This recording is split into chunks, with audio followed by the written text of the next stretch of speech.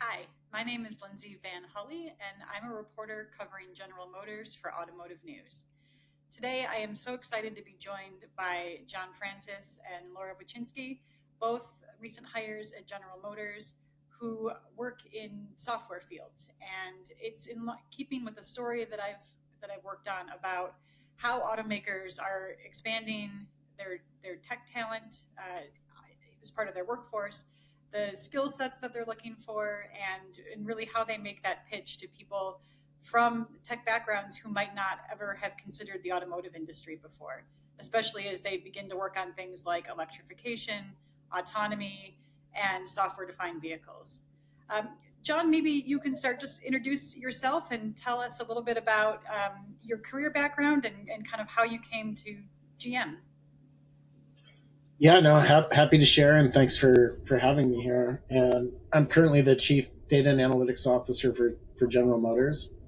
I've been in data and analytics space now, gosh, for almost 30 years. Started my career at Amazon, and I've spent a number of years in other tech organizations like Microsoft, Expedia. I was also at Nike for a few years, and at Starbucks, where I was before General Motors, I was also the chief analytics officer for that company. So yeah, that's a bit about my background. Laura? Hi, I'm Laura Wachinski. I lead the Technology Partnerships Organization at General Motors. I joined just 2 weeks before John last summer in July. And before I came to General Motors, I'd spent 9 years at Adobe in a similar function in strategic technology partnerships, either managing large corporate partnerships or managing teams of folks who are managing large partnerships as well. When we talked earlier, you both mentioned, your backgrounds and kind of how you got into the field that you're in. John, you mentioned that you actually had an interest in math and statistics in particular, and that kind of led you into experimentation. Talk about that a little bit and kind of how that arc led you ultimately to where you are now. Yeah, no, I'm happy to share. I think sort of a strange and unusual journey that I actually I had a master's degree in statistics and with a concentration in biostatistics, and really passionate about the opportunities for work in clinical trials to support health studies and research, and obviously a big role of experimentation in that.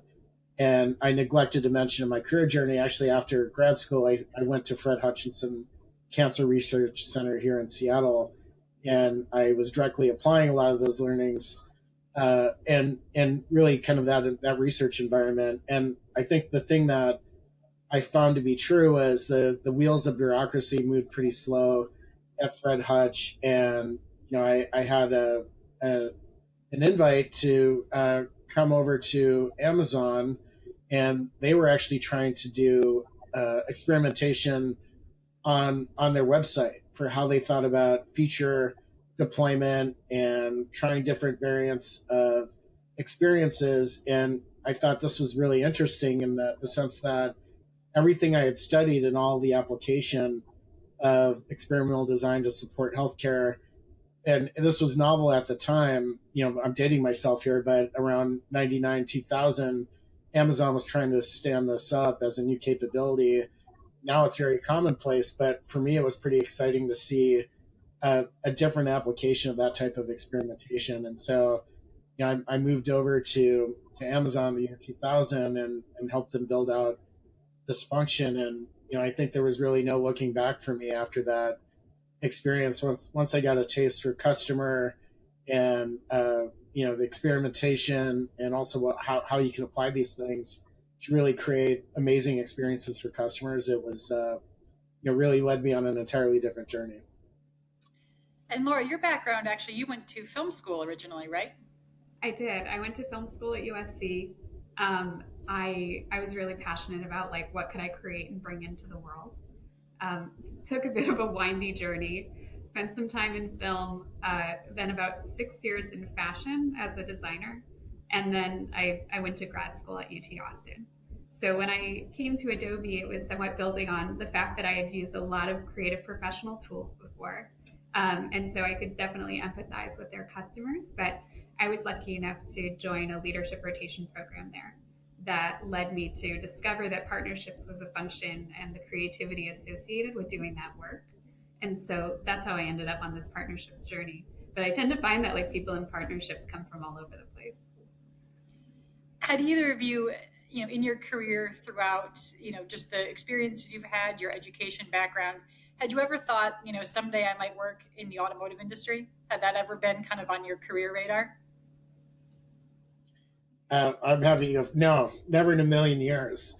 And I thought it was a stuffy old industry, and with the exception of some of the newer OEMs, of course. And and I think for me, the part that appealed to me as I started to learn more about the opportunity at General Motors was here's a company for 114, 115 years that built product and really good at bending metal and making cars. And I started to hear from Alan Wexler and Mary, hey, we actually want to be software led, and we see ourselves more as a technology company. And for my experience, everything I'd done over the last 20 plus years was working in technology organizations, and at the core of it, of course, is data and being very consumer centric. And so I thought, the audacity of the problem space of going into a company that was really good at building cars and bending metal, hadn't really ever thought of themselves in a consumer centric way before. That sounded really like a hard and challenging problem, and an awesome opportunity to bring my experience to bear in an organization. And there's just something also just about American exceptionalism. And here's General Motors, who has been the stalwart, amazing company, Fortune 50. And to be part of that transformation, I just thought it sounded like a really exciting journey. So I was pretty hooked. But yeah, before, I never would have in a million years thought of coming into an automaker. So it was new for me. So I would add that joining an automotive company was not on my radar whatsoever. But I spent a lot of time at Adobe working on new platforms.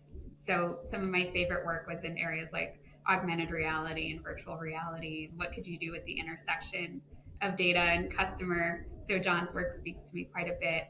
And it was really understanding the journey that General Motors was on and the opportunity to think of the car as a new platform that could embrace partners and do, really light up some very different experiences is what spoke to me and brought me over. And that's your role. The core of your role now is trying to find partnerships for things like in-vehicle technology, or how GM and other companies can team up and collaborate on different experiences and things like that. Exactly.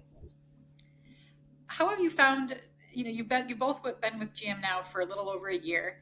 How have you found the company, the experience? Do you find that it's does it move nimbly? Do you find that you're beginning to see GM kind of think like a tech company?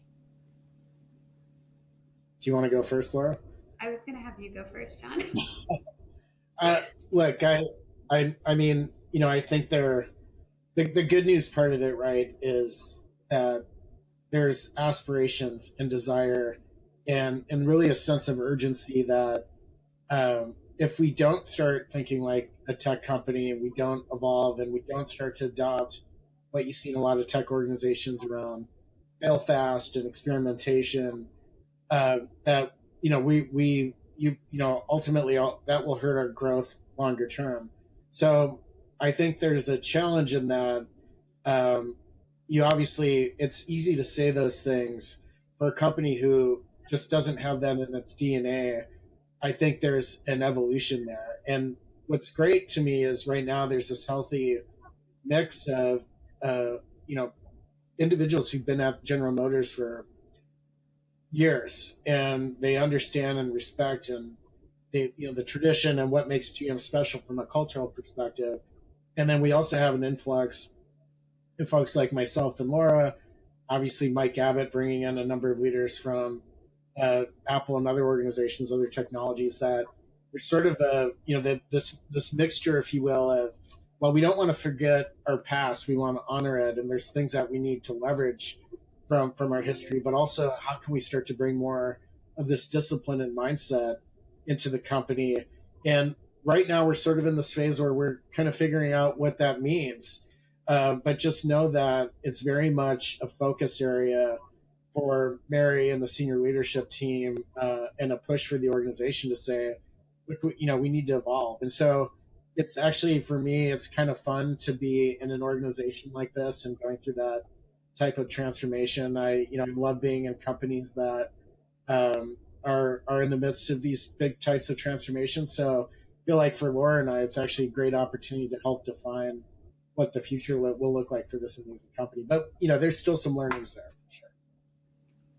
I would just add that from a partnerships perspective, it's a pretty different way of working than I think General Motors and most automobile companies have worked in the past, right? Like, I think so much of the relationships that folks had with third parties traditionally was really in this supplier customer mindset. But if we're trying to be a technology company and make meaningful strides, you have to think about, like, what's the better together story with other technology companies? How can we help each other and build new value? So I've seen over the last year, like, folks have been pretty good about embracing it, but it takes some education about, like, what is the upside? Like, what does success look like? And so we're proving that out together. What's the biggest thing you've had to learn about how the automotive industry works that you didn't know before you came in? Oh my gosh.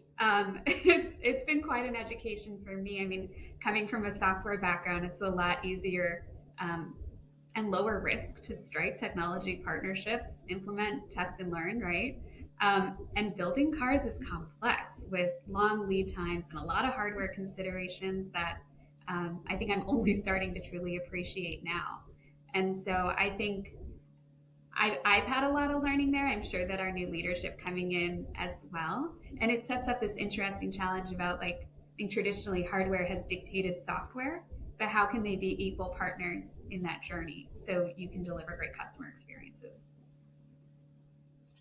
Yeah, I like that answer. And I think for me, it's also just thinking through, there's some tensions that are inherent in a system, and the scale of what we do and the impact that we can have on our consumers' daily lives. And so the tension that's really interesting and fascinating to me is that, the number one priority for General Motors needs to be that we build safe vehicles, full stop.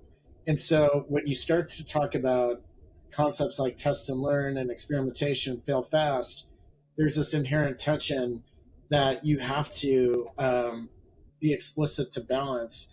And I think this is also part of the opportunity, is where are the places that we can take more risks. Obviously, it's not going to be in the vehicle operation itself, but I do think historically, the safety has cast a broad shadow across all of General Motors.